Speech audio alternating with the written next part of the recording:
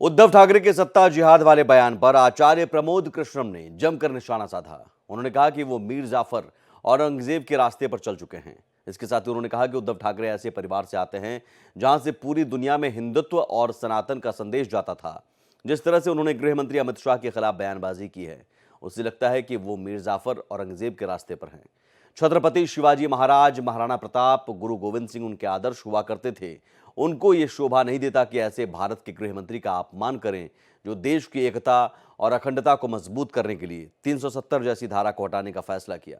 ऐसे गृह मंत्री के खिलाफ इस तरह की घटिया बयानबाजी ये सबूत है कि इस बात का कि वो छत्रपति महाराज का रास्ता छोड़कर औरंगजेब के रास्ते पर चल रहे हैं। उद्धव ठाकरे ने बाला साहेब ठाकरे की विचारधारा का कत्ल कर दिया। देखिए, उद्धव ठाकरे जी एक ऐसे परिवार से आते हैं जहां से पूरी दुनिया में हिंदुत्व और सनातन का संदेश जाता था। छत्रपति शिवाजी महाराज, महाराणा प्रताप, गुरु गोविंद सिंह जी महाराज उनके आदर्श हुआ करते थे। और आज जिस तरह से उन्होंने केंद्रीय गृह मंत्री अमित शाह जी के खिलाफ बयानबाजी की है, उससे लगता है कि उन्होंने छत्रपति महाराज, शिवाजी महाराज, गुरु गोविंद सिंह जी और महाराणा प्रताप का रास्ता छोड़ दिया है। मुझे लगता है कि उनके रास्ते से हट के अब वो मीर जाफर, औरंगजेब उसके रास्ते पे चल दिए। उद्धव जी को ये शोभा नहीं देता कि भारत के गृह मंत्री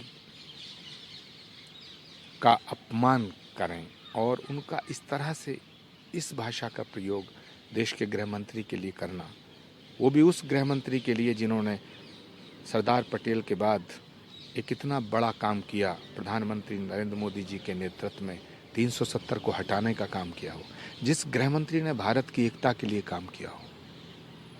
अमित शाह एक ऐसे गृह मंत्री हैं जिन्होंने देश की एकता और अखंडता को मजबूत करने के लिए 370 जैसी धारा को हटाने का फैसला किया।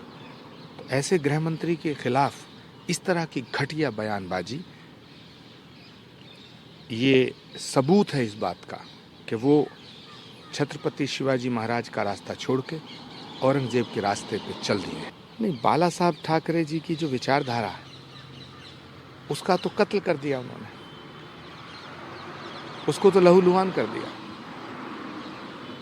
यही तो अफसोस है। मैं उद्धव जी से अपील करूंगा कि आप पुनः छत्रपति शिवाजी महाराज, बाला साहब ठाकरे और गुरु गोविंद सिंह जी की राह पे लौट आइए। छोड़ दीजिएगा, सत्ता बहुत छोटी है। सनातन के लिए वापस आइए।